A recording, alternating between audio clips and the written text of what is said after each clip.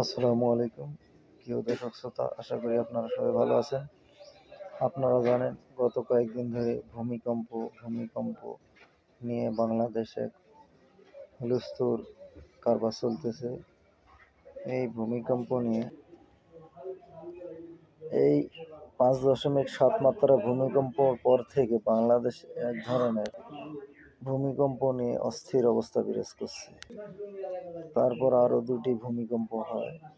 একটা হচ্ছে 3.4 বা 3.9, এরকম আরও ভূমিকম্পর আছে, এরকম আবহাওয়া অধিদপ্তর থেকে বলা হয়েছে। আমার কথা হচ্ছে, এই ভূমিকম্প যদি হয়, এই ভূমিকম্পন থেকে বাঁচার কোনো ক্ষমতা এই পৃথিবীর কোনো দেশেরই নাই। কেন? এটা যত্তে আল্লাহ প্রদত্ত।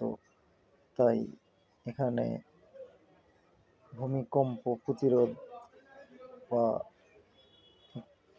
বাঁচার কোনো ব্যবস্থা এই পৃথিবীতে এখনো গড়ে ওঠেনি। কেননা এটা নিচ থেকে, মাটির গভীর থেকে আবির্ভাব।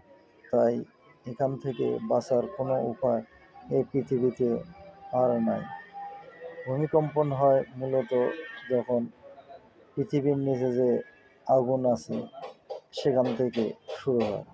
আগুন বলতে হয়তো আপনারা ভাবতে বা প্রশ্ন আসতে পারে, মাটির নিচে কিভাবে আগুন আসলো? আসলে যদি ইসলামিক দৃষ্টিকোণ থেকে দেখা যায়, তাহলে মাটির নিচেই হচ্ছে জাহান্নাম আছে।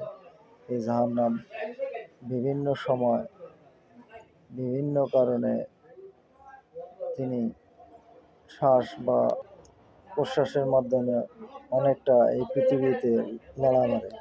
আর এই ভূমিকম্প নিয়ে বর্তমানে যে মানুষকে আতঙ্কগ্রস্ত করে রাখা হয়েছে, আসলে এভাবে মানুষকে আতঙ্কগ্রস্ত করাটা ঠিক না।